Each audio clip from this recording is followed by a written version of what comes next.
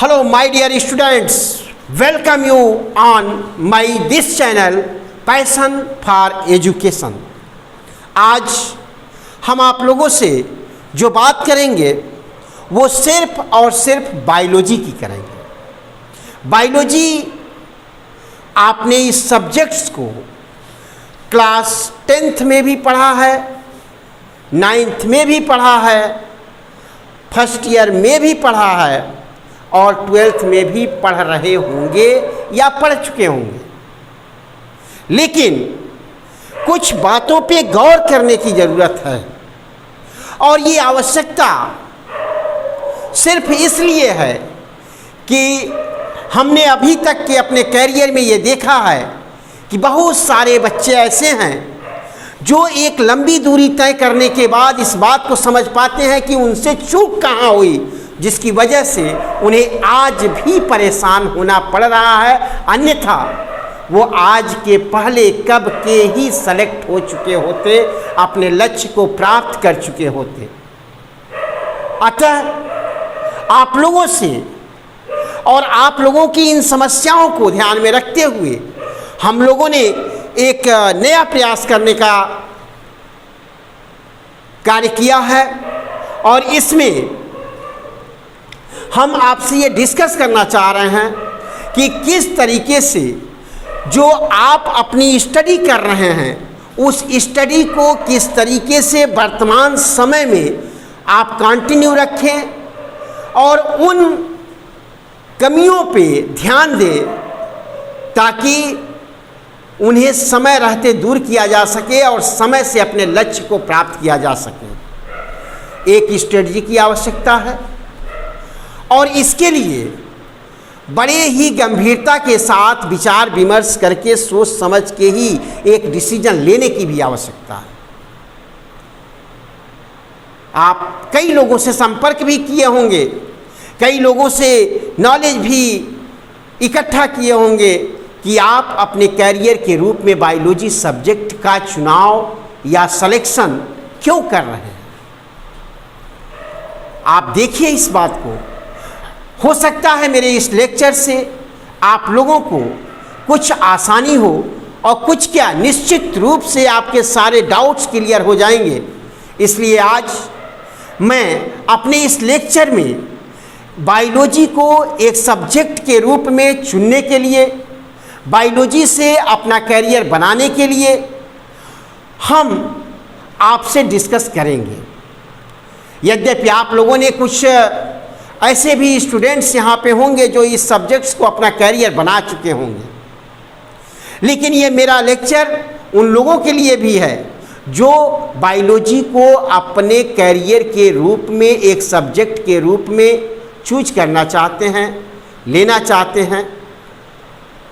आप देखिए कि फर्स्ट ऑफ ऑल किसी भी कार्य को करने के लिए एक जुनून की आवश्यकता होती है और वो जुनून दिल से आता है।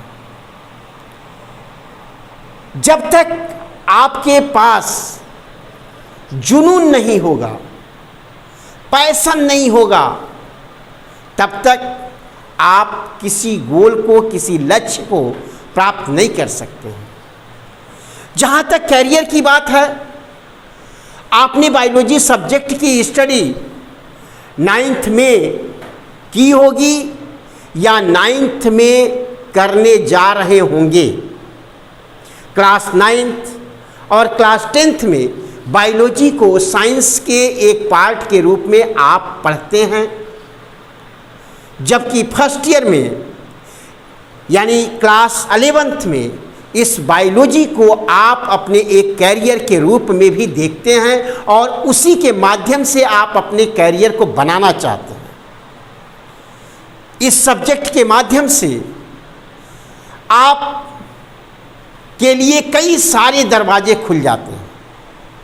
आप अगर बड़े मेहनत से, ईमानदारी से और एक पैशन के साथ, एक जुनून के साथ, क्योंकि अगर पैशन नहीं होगा, जुनून नहीं होगा तो आपका कैरियर भी नहीं होगा। इसलिए अपने अंदर वो आत्मविश्वास पैदा कीजिए, अपने अंदर वो जुनून लाइए, वो पैशन लाइए, और वो पैशन फॉर एजुकेशन, जिससे आप अपने कैरियर को बना सकें। बायोलॉजी के माध्यम से आप केवल नीट की परीक्षा को बीट करके डॉक्टर ही नहीं बन सकते, बल्कि इसके अलावा आपका जितना टैलेंट होगा, आप जितनी मेहनत कर सकते होंगे, आप अपने उस मेहनत के बल पे हजारों दरवाजे आपके सामने खुले हैं। पैरामेडिकल के भी तमाम सारे कोर्सेस हैं। अब आपकी क्षमता, आपकी एबिलिटी और आपका पैशन, इन्हीं के माध्यम से आप इन चीज़ों को प्राप्त कर सकते हैं। हम बायोलॉजी सब्जेक्ट को ही नहीं, बल्कि आपके कैरियर के लिए क्लास 9th, 10th, 11th और 12th में आपने जिन सब्जेक्ट्स की स्टडी की है, उसकी स्टडी इस रूप में मत करिए कि उसे आप फिर बाद में भूल जाइए। क्योंकि जो लोग भी 2 साल से, 3 साल से, 4 साल से तैयारी करते हैं, वो कुछ और नहीं करते, बल्कि अपने आप को 9, 10th, 11th और 12th की चीज़ों को फिर से नए सिरे से उनके कॉन्सेप्ट को समझने का ही प्रयास करते हैं। और जब तक क्लास 9, 10th, 11th और 12th का क्लियर कट कॉन्सेप्ट उनके माइंड में सेट नहीं हो जाता, तब तक किसी भी प्रकार के ऑब्जेक्टिव क्वेश्चंस को सॉल्व करने की क्षमता उनके अंदर आती भी नहीं है। और समय उतना ही लगता है जितने समय में वो इन चीज़ों को समझ पाए। इसलिए क्लास 9th, 10th, 11th और 12th में स्टडी करते समय ही आप उनका स्टडी इस रूप में करें कि आपके कॉन्सेप्ट बिल्कुल ही क्लियर कट हो, ताकि उस पे बनने वाले क्वेश्चंस को आप सॉल्व कर सकें। क्योंकि जब तक एकेडमिक रूप से आप अपने आप को तैयार नहीं कर पाएंगे, तो कॉम्पिटिटिव रूप से आप कभी तैयार हो भी नहीं पाएंगे। सीबीएसई बोर्ड के द्वारा जो सिलेबस है आपका, वह सिलेबस आपके डिफरेंट कॉम्पिटिटिव एग्जामिनेशंस के पॉइंट ऑफ व्यू से भी है। इसलिए जो वर्तमान परिस्थितियां हैं, उस वर्तमान परिस्थितियों को ध्यान में रखते हुए कोविड-19 का जो ये दौर चल रहा है, इस दौर में पिछला समय जो हमारे आपके साथ बीता, हमने उसको देखा है, बड़े नज़दीक से आप लोगों ने देखा, महसूस किया। और आगे भी जो परिस्थितियां आएंगी और जो संभावनाएं हैं, उनको भी हम देखेंगे। लेकिन कैरियर भी हमारे साथ है। हमें सर्वाइवल ऑफ द फिटेस्ट, योग्यतम की उत्तरजीविता को भी ध्यान में रखना है। इसलिए सिर्फ वही सफल हो सकता है जो इस नेचर के अनुकूल अपने आप को ढालने की क्षमता रखता है। तो आप भी जो ये नए चेंजेज हो रहे हैं, नए परिवर्तन हो रहे हैं, अभी आप देखिए, आप लोगों तक ये सूचना पहुंच भी गई होगी, और न पहुंची हो तो मैं आपको अपने इस वीडियो लेक्चर के माध्यम से ये सूचना दे भी रहा हूं कि क्लास 9th, 10th, 11th और 12th के पूरे सिलेबस को आपके 2 टर्म में डिवाइड कर दिया गया है।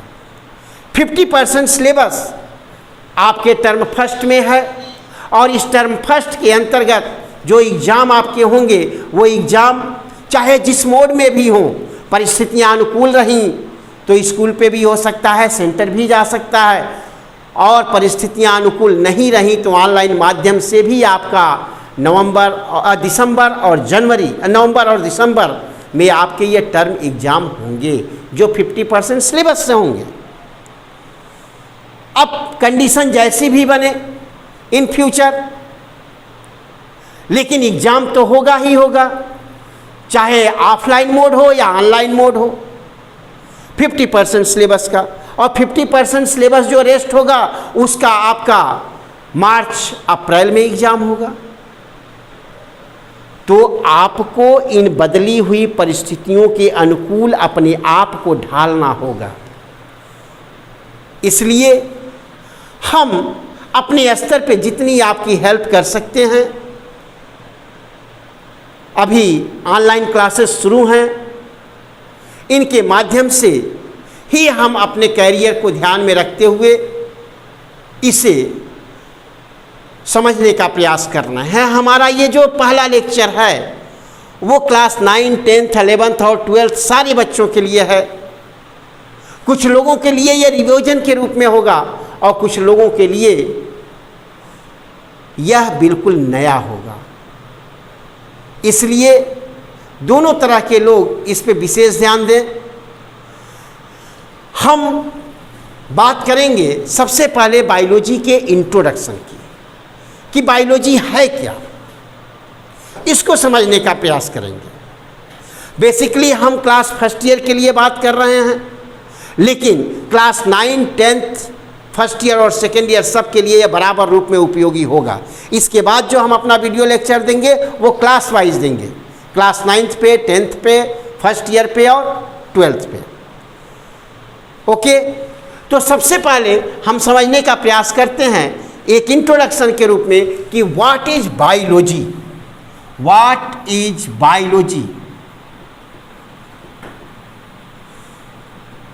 ये बायोलॉजी क्या है? बायोलॉजी जो वर्ड है, ये शब्द है, ये एक सब्जेक्ट है, और इस सब्जेक्ट में जो ये बायो शब्द है यहाँ बायोलॉजी, इसमें इसको दो भाग में ब्रेक कर दिया जाए, बायो प्लस लॉजी। ये जो बायो शब्द है, ये बायोस ग्रीक वर्ड बायोस, इसका मतलब होता है लाइफ या फिर जीवन। और ये जो लॉजी शब्द है, ये logos LOGOUS means discourse,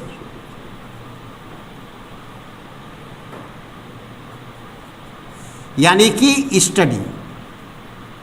means biology subject study है किसकी? लाइफ की, यानी study of life. This thing is known as biology. तो आपको ये बात तो बिल्कुल समझ में आ गई होगी कि बायोलॉजी दो ग्रीक शब्दों से मिलकर बना है। एक है बायोस जिसका मतलब होता है लाइफ, और दूसरा लॉगस जिसका मतलब होता है स्टडी, यानी कि स्टडी ऑफ लाइफ, जीवन का अध्ययन। और यहाँ से अगर हम एक डिफिनीशन देना चाहें तो ये डिफिनीशन दे सकते हैं हम कि जो हमारी बायोलॉजी है वो बायोलॉजी एक नेचुरल साइंस है। और ये नेचुरल साइंस कि इसके अंतर्गत हम स्टडी ऑफ लिविंग थिंग्स का अध्ययन करते हैं।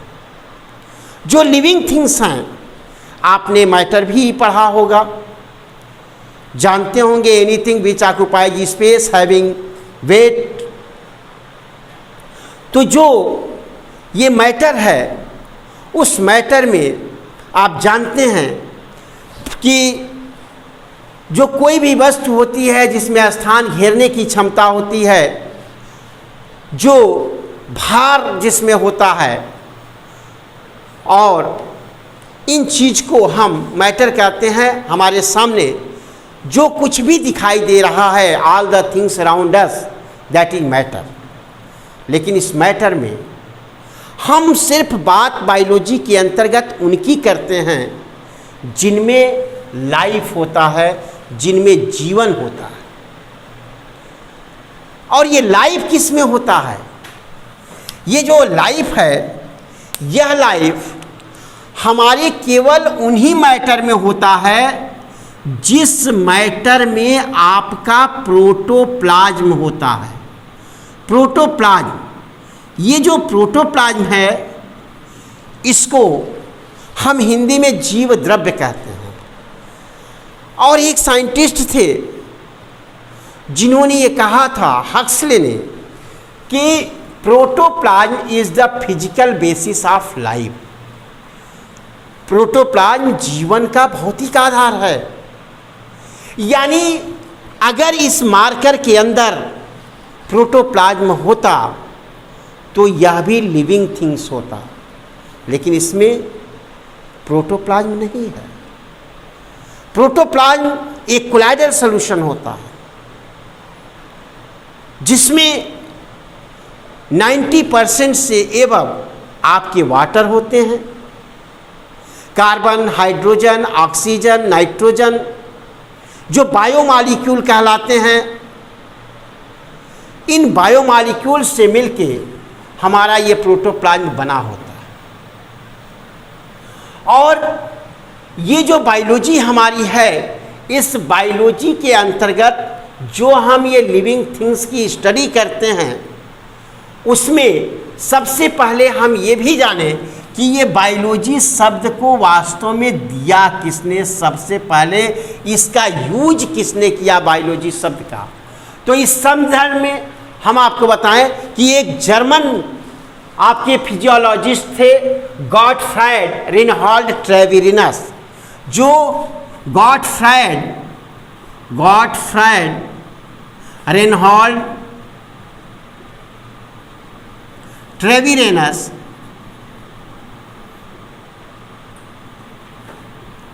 ये जो आपके जर्मन फिजियोलॉजिस्ट थे, इन्होंने सबसे पहले 1802 में इस शब्द का उपयोग किया था, बायोलॉजी शब्द का, और इसे एडॉप्ट किया था आपके फ्रेंच नेचुरलिस्ट थे जिनका नाम था लैमार्क। तो लैमार्क साहब ने 1802 में ही इस वर्ड को एडॉप्ट कर लिया था। और आपके अगर आप कहें तो बायोलॉजी वर्ड का यूज सबसे पहले इन्हीं ट्रेविरिनस और लैमार्क के द्वारा किया गया। और इस बायोलॉजी का मतलब आप समझ ही गए हैं, स्टडी ऑफ लाइफ। दूसरी नंबर चीज कि जो इस नेचुरल साइंस की बात कर रहे हैं हम, बायोलॉजी की, इस बायोलॉजी में हम जिन लिविंग थिंग्स की स्टडी करते हैं वो लिविंग थिंग्स हैं क्या वास्तव में। कैसे हम कहेंगे कि ये चीज़ लिविंग है और ये चीज़ नॉन लिविंग है। तो इस कॉन्टेक्स्ट में हमें आपको कुछ कैरेक्टरिस्टिक्स ध्यान में रखना होगा, और ये जो कैरेक्टरिस्टिक्स हैं हम बात अब उसकी करने जा रहे हैं।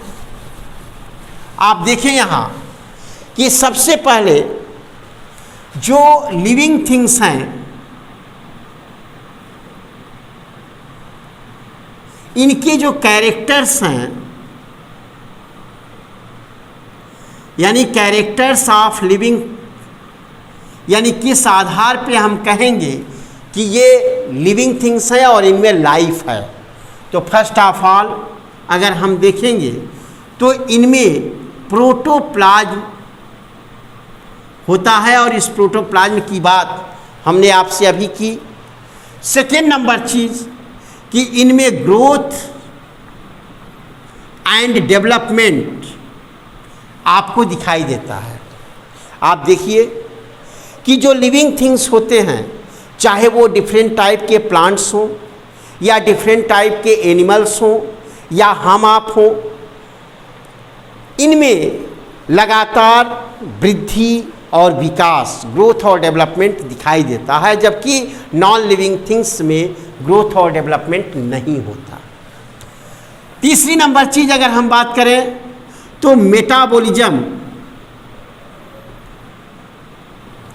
की प्रक्रिया, मेटाबॉलिज्म का प्रोसेस आपके लिविंग थिंग्स के अंतर्गत ही होता है। और ये मेटाबॉलिज्म आप में से कुछ लोग जानते भी होंगे, लेकिन हम आपसे यहाँ फिर भी डिस्कस कर देना चाहते हैं कि मेटाबॉलिज्म दो प्रक्रियाओं का कॉम्बिनेशन है। इसमें एक प्रोसेस है जिसको हम बोलते हैं कैटाबोलिज्म और दूसरे प्रोसेस को हम बोलते हैं एनाबोलिज्म। यानी ये कैटाबोलिज्म और एनाबोलिज्म, ये दो प्रक्रियाएं जब एक साथ कंबाइन होती हैं तो हमारे शरीर में डिफरेंट टाइप के बायोकेमिकल रिएक्शंस होते रहते हैं, जो हमारे शरीर में प्रतिपल ये बायोकेमिकल रिएक्शंस हो रहे हैं। इसके अंतर्गत ये दो तरह की प्रक्रियाएं हो रही हैं, एक कैटाबोलिज्म की और एक एनाबोलिज्म की। इस कॉन्टेक्स्ट में अगर हम बात करें तो आप देखिए कि हम, आप या कोई भी लिविंग थिंग्स जो अपनी बायोलॉजिकल एक्टिविटीज को, अपनी जैविक प्रक्रियाओं को संचालित करता है, उसके लिए उसको एनर्जी की आवश्यकता होती है और ये एनर्जी उसे फूड से प्राप्त होती है। और जो ये फूड है, ये फूड आपके कॉम्प्लेक्स फॉर्म में होते हैं। जैसे जो फूड आपका है, इस फूड के अंतर्गत आप लेते क्या हैं, डिफरेंट टाइप्स के न्यूट्रिएंट्स लेते हैं और इस न्यूट्रिएंट्स में आपके होते हैं कार्बोहाइड्रेट होते हैं, प्रोटीन्स होते हैं, आपके विटामिन्स होते हैं, आपके मिनरल्स होते हैं।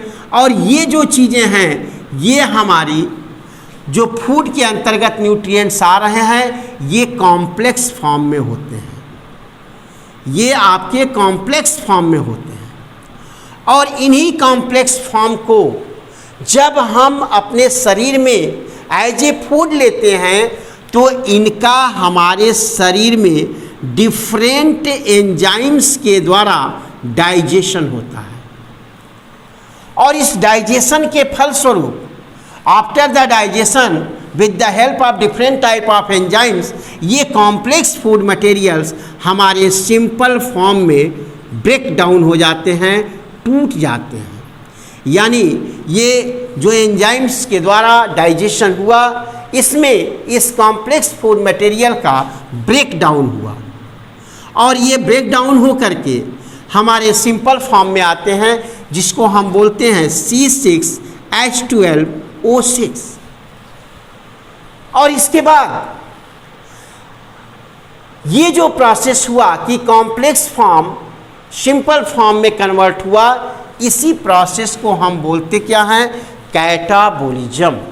इस प्रोसेस को हम बोलते हैं कैटाबोलिज्म।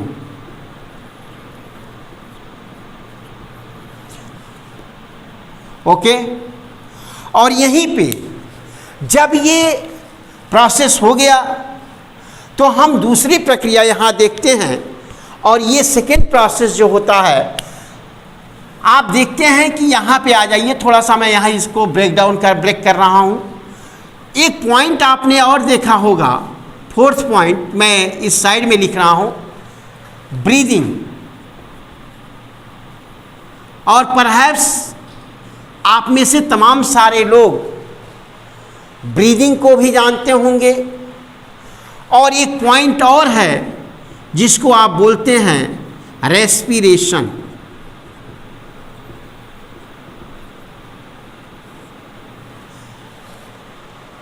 हमने अभी तक देखा है कि अधिकांश लोगों को इस ब्रीदिंग और रेस्पिरेशन के बीच में डिफरेंस नहीं पता होता, उनको बहुत क्लियर कट जानकारी नहीं हो पाती और न रहती है, कहीं न कहीं ये कॉन्सेप्ट उनका क्लियर नहीं होता, वो डाउट में होते हैं। उन्हें लगता है कि जो हम जान रहे हैं वो बिल्कुल सही है, बल्कि हम आपको यहाँ एक क्लियर कट कॉन्सेप्ट देने जा रहे हैं।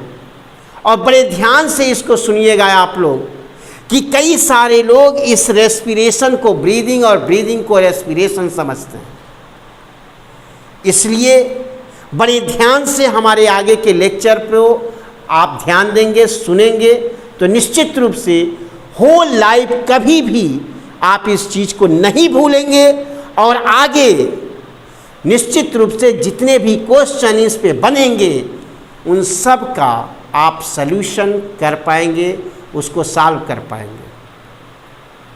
अभी एक क्वेश्चन आपसे हम पूछ दे रहे हैं, और जो अधिकांश कॉम्पिटिटिव एग्जामिनेशंस में पूछे जाते हैं, और आप लोगों की जबान पे याद होगा, ये मेरी 100% गारंटी है, आप सारे उस क्वेश्चन का जवाब दे देंगे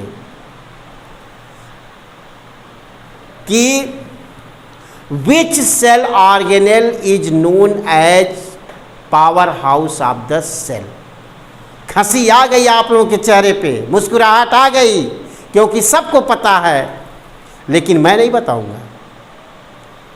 जान गए, जवाब भी आपके पास है और आपको 1 सेकंड नहीं लगा होगा। लेकिन मेरा जो अगला क्वेश्चन इसी से है कि माइटोकॉन्ड्रिया को power house of the cell क्यों कहते हैं। अब थोड़ी सी परेशानी हो गई, थोड़ा मस्तिष्क पे बल पड़ गया इस वाई का जवाब ढूंढने के लिए, और इस वाई का जवाब बड़े क्लियर कट तरीके से आपको यहाँ मिल जाएगा। थोड़ा सा वेट कीजिए, पेशेंस के साथ मेरे इस वीडियो लेक्चर को देखिए, और जो जानते हैं, मुझे पता है 2-4% से अधिक लोग नहीं जान रहे होंगे, लेकिन वो लोग खुश भी रहें, हो सकता है उन्हें भी कुछ नई चीज़ें मिल जाएं। तो देखिए इसे, ये जो ब्रीदिंग है, इस ब्रीदिंग का मतलब होता है कि intake of oxygen in the body and excrete carbon dioxide outside from the body. यानी इस कार्बन डाइऑक्साइड को हम अपनी बॉडी से बाहर की तरफ जो एक्सक्रीट आउट करते हैं, बाहर छोड़ते हैं, और जो ऑक्सीजन को एटमॉस्फेयर से हम अपनी बॉडी के अंदर लेते हैं, ये जो प्रोसेस होता है, ये प्रोसेस हमारा ब्रीथिंग कहलाता है, सांस लेना। यानी ब्रीथिंग लिविंग ऑर्गेनिज्म की एक कैरेक्टरिस्टिक्स है, और इस कैरेक्टरिस्टिक्स को आप अब बिल्कुल सही तरीके से जान जाइए कि ब्रीथिंग का मतलब intake oxygen in the body and excrete carbon dioxide outside from the body. Is that clear? यानी शरीर में ऑक्सीजन को लेना और बदले में कार्बन डाइऑक्साइड को बाहर निकालना, this process is known as breathing. अब ये ऑक्सीजन अगर बॉडी में आई तो ये कहाँ पहुँचेगी? हमारे लंग्स में,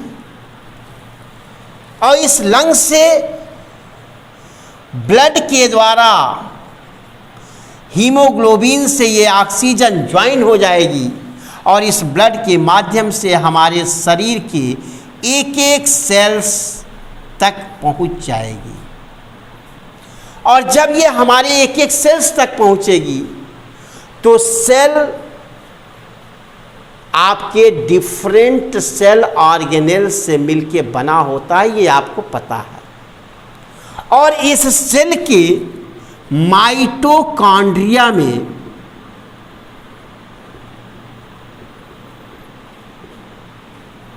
हमारी ये ऑक्सीजन पहुंचेगी।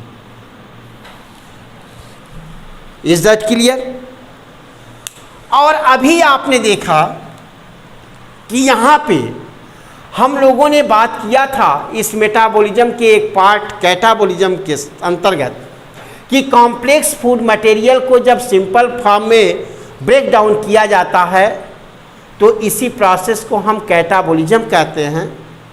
और फिर ये जो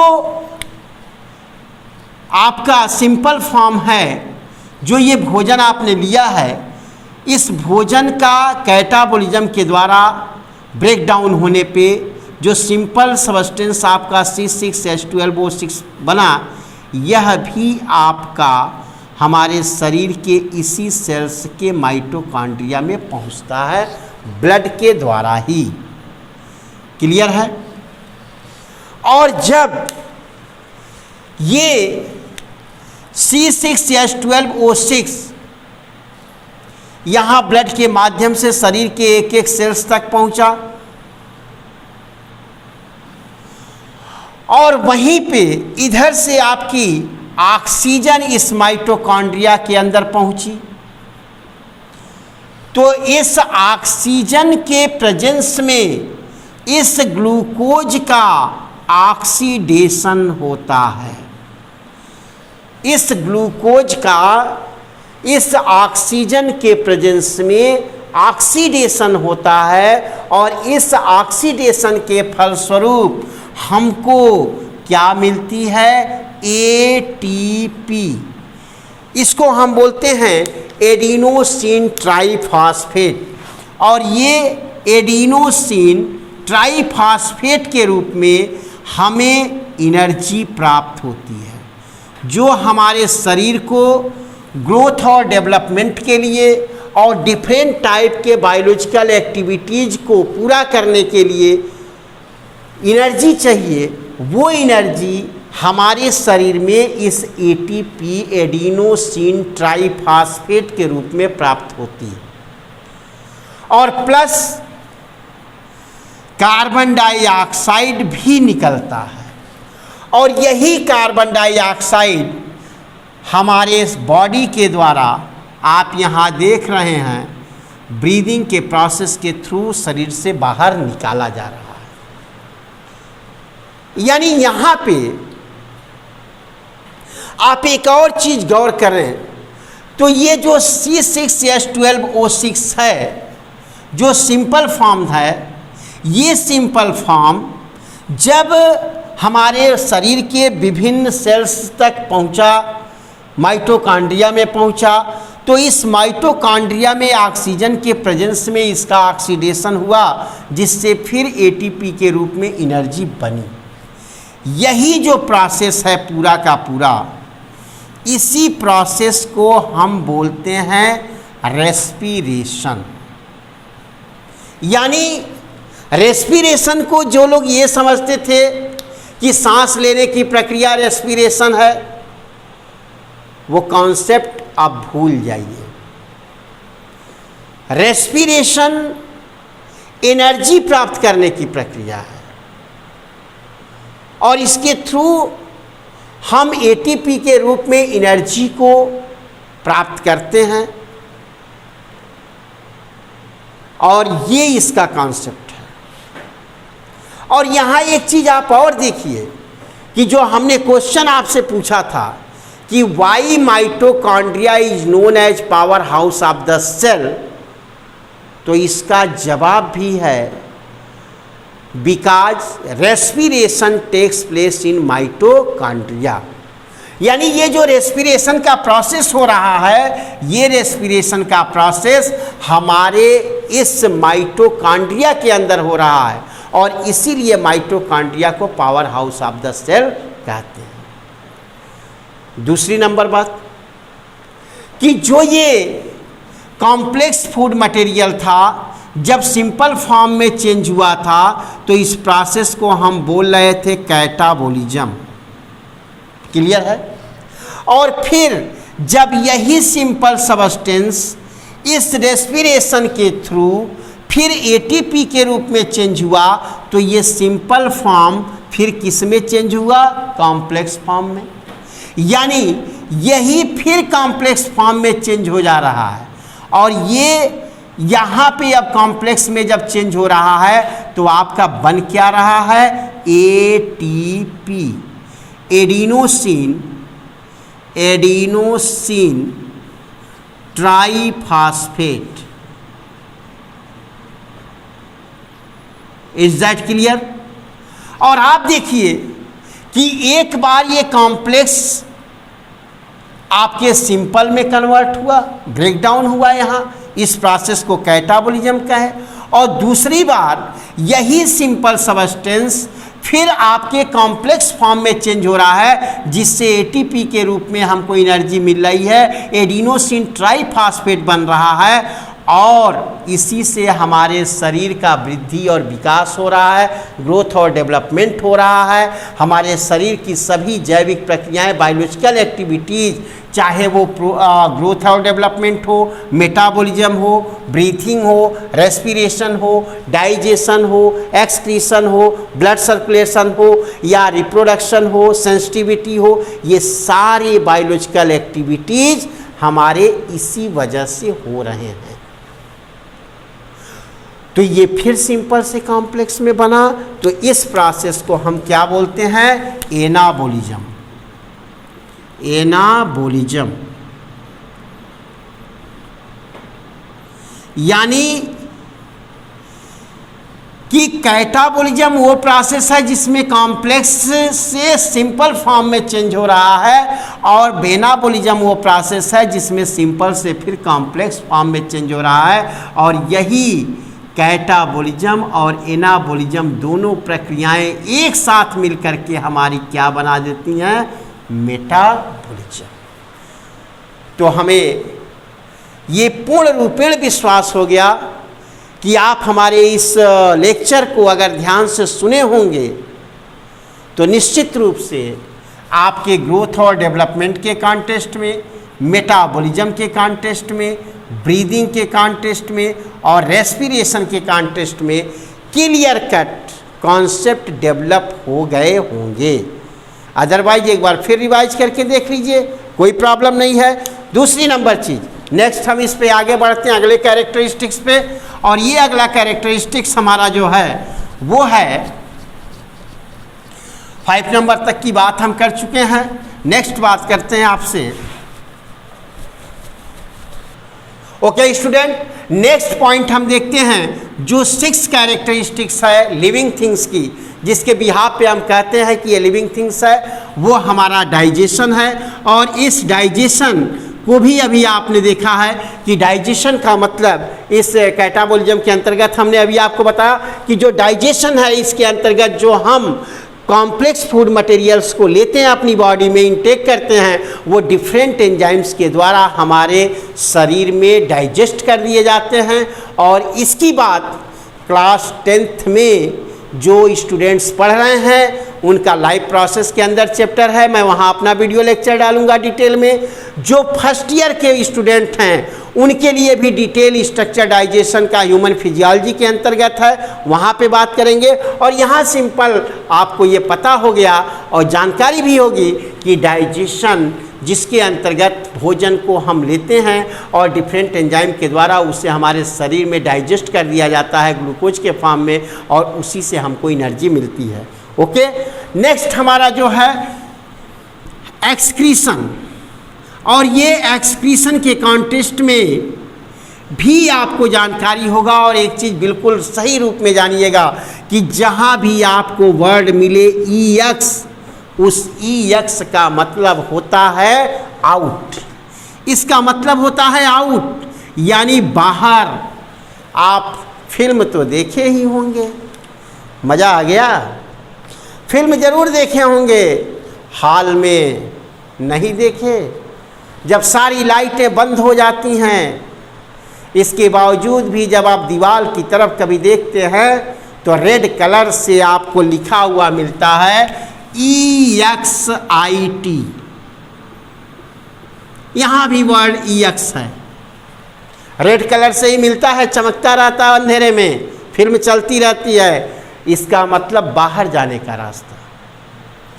एक और चीज़ देखे होंगे आपने अभी तक जितनी भी बुक पढ़ी होगी, जब चैप्टर समाप्त होते हैं वहाँ पे लिखा होता है एक्सरसाइज।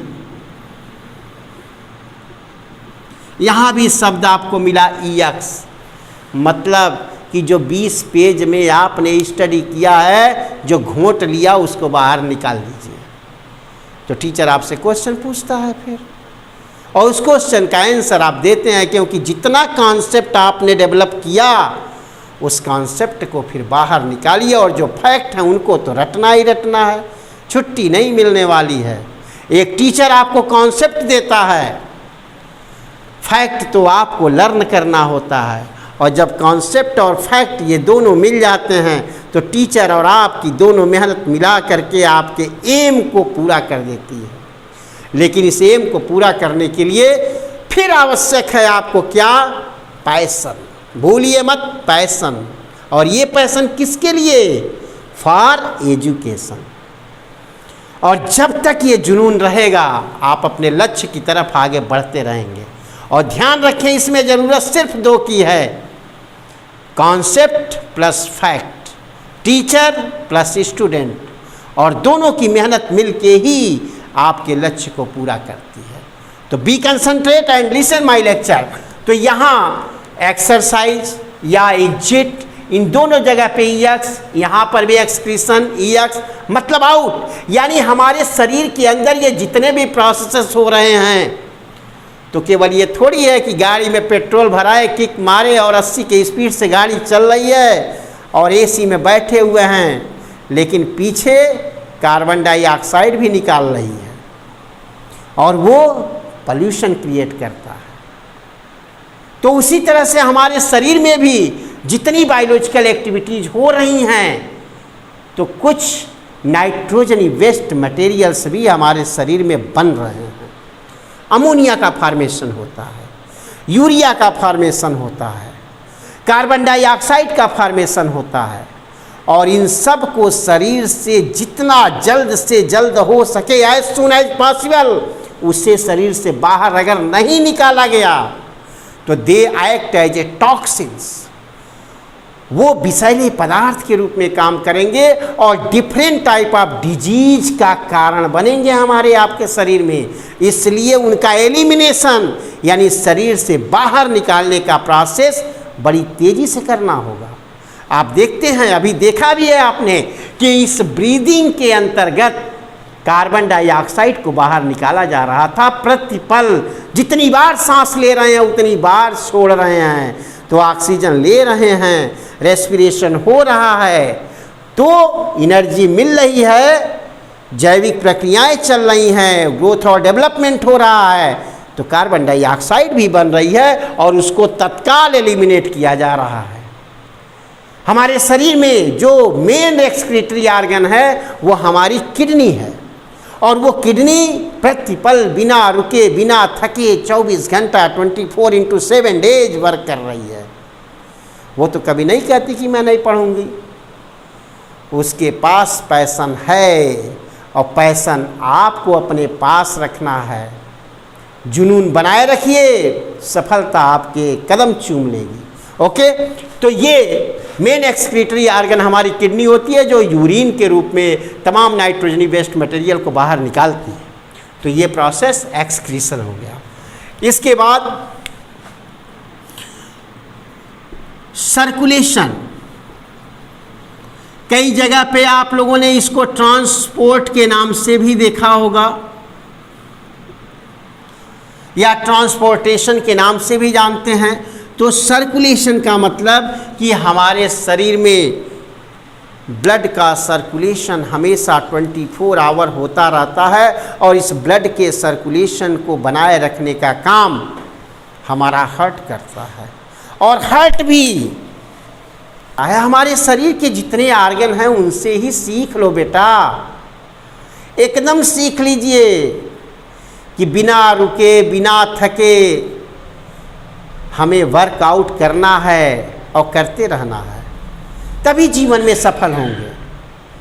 तो इस ब्लड सर्कुलेशन के अंतर्गत ब्लड को पंप करने का काम हमारा हार्ट करता है, और इस ब्लड के माध्यम से ही हमारे शरीर में 24 आवर जितने भी न्यूट्रिएंट्स हैं, उन न्यूट्रिएंट्स का, ग्लूकोज का, डिफरेंट टाइप के एंजाइम्स का, हार्मोन्स का लगातार पूरी बॉडी में ट्रांसपोर्ट होता रहता है।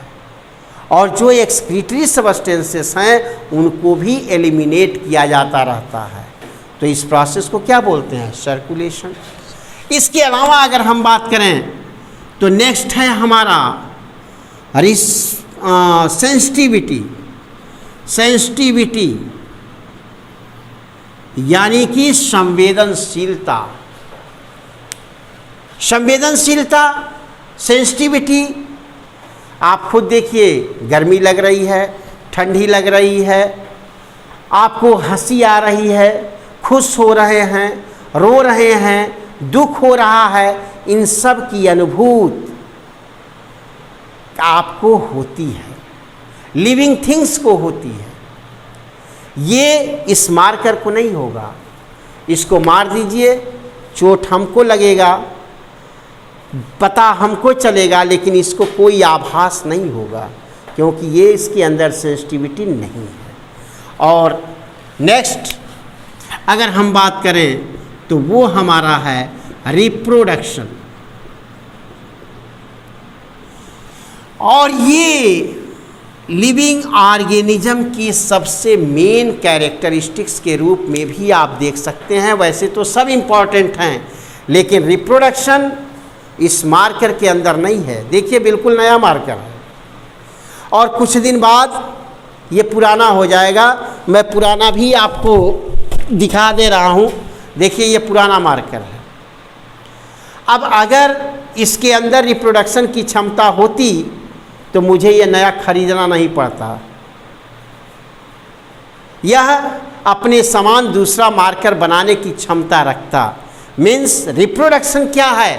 Reproduction is a biological process by which an organism have ability to reproduce and form their new offspring. यानी कि किसी भी ऑर्गेनिज्म में जो लिविंग थिंग्स है, इस तरह की एबिलिटी होती है कि वो अपने जैसी अपनी संतान बनाने की क्षमता रखता है। Is that clear? बात इसकी डिटेल करेंगे। तो इस तरह से आप लोगों ने देखा बेटा कि जो हमारे लिविंग थिंग्स हैं, उन लिविंग थिंग्स के ये कैरेक्टरिस्टिक्स हैं। इनको खूब बढ़िया से याद कर लीजिए, समझ लीजिए, कॉन्सेप्ट आपने देख लिया है। और मैं प्रिंट मटेरियल भी आपको उपलब्ध करा दूंगा। वो प्रिंट मटेरियल मेरे पास है, उसे हम आप तक पहुंचाने का प्रयास करेंगे और इसके माध्यम से भी देने का प्रयास करेंगे। ओके, तो अब हम लोग अब बात करते हैं अपने नेक्स्ट टॉपिक पे इसके।